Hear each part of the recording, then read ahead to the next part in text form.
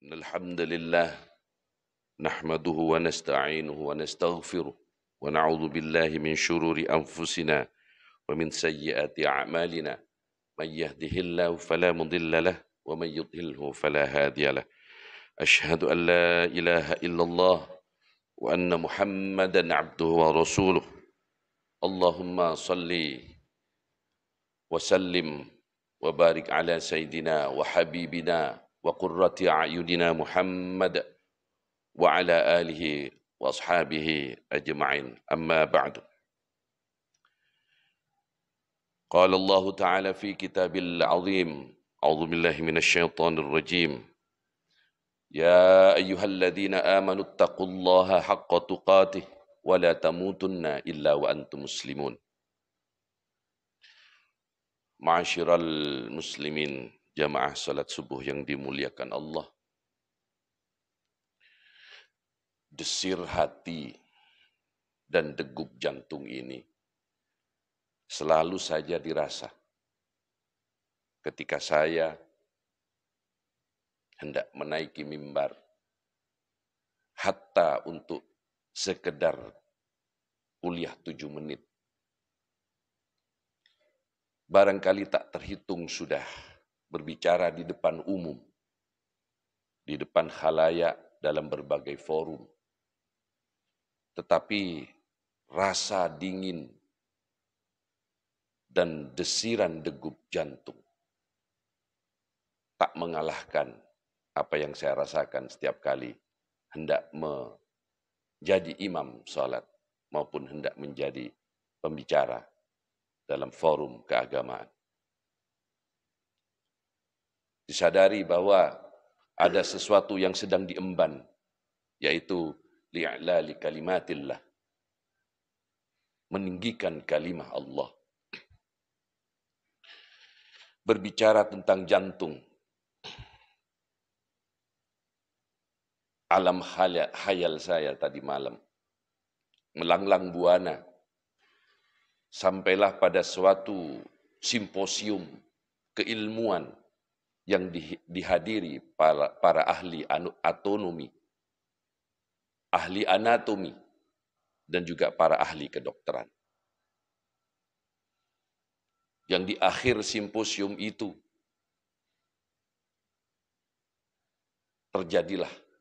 dibuatlah suatu keputusan bahwa tak ada suatu penyakit apapun di dunia ini, tak satu gangguan kesehatan apapun yang dialami manusia yang menyebabkan kematian, hanya satu, yaitu masalah penyakit jantung. Maka simpulan selanjutnya adalah semua kematian pasti disebabkan oleh penyakit jantung. Dan itu disetujui oleh forum dengan mengatakan bahwa memang setiap orang yang mati apapun penyebabnya pasti jantungnya berhenti berdetak.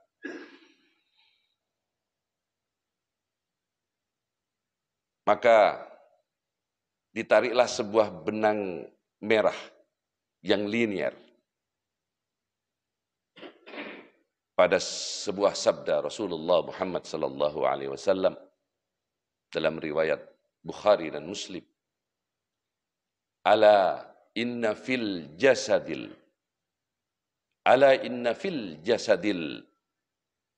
mudghah idza salahat salahal jasadu kullu wa idza fasadal jasadu kullu ala wahyal qalb. Ada segumpal daging dalam jasad ini, diingatkan kita, yang jika segumpal daging itu baik, maka baiklah seluruh badan ini. Akan tetapi jika segumpal daging itu tidak baik, atau jelek, atau buruk, maka buruk pula lah seluruh jasad ini. Dan itu segumpal daging itu yang disebut qalb. Bahasa Indonesia menerjemahkan qalb dengan hati. Padahal di dalam khasanah bahasa Arab, qalb adalah jantung. Sementara hati dalam bahasa Arab adalah kabdun atau kabdatun dalam Arab Mesir. Dijadikan kata muannats. Berbeda banget antara jantung dan hati. Maka jantung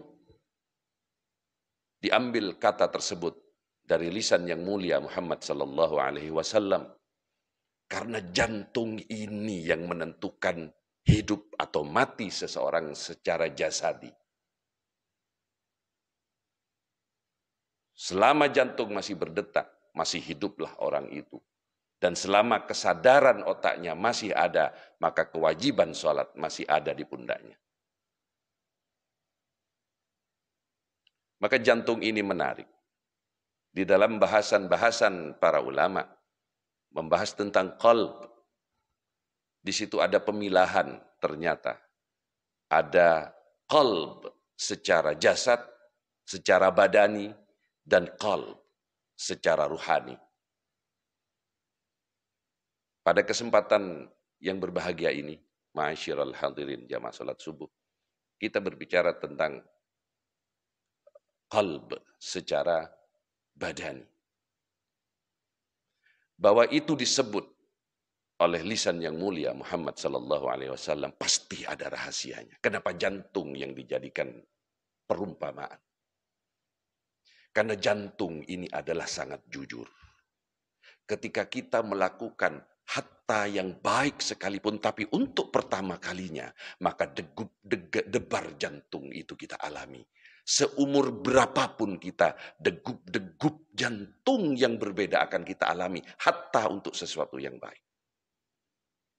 Apatah lagi untuk sesuatu yang tidak baik. Bagi orang yang tidak pernah mencuri, tetapi karena keterpaksaan keadaan dia akhirnya harus mencuri, maka degup jantung ini akan begitu menderu dan mendetak.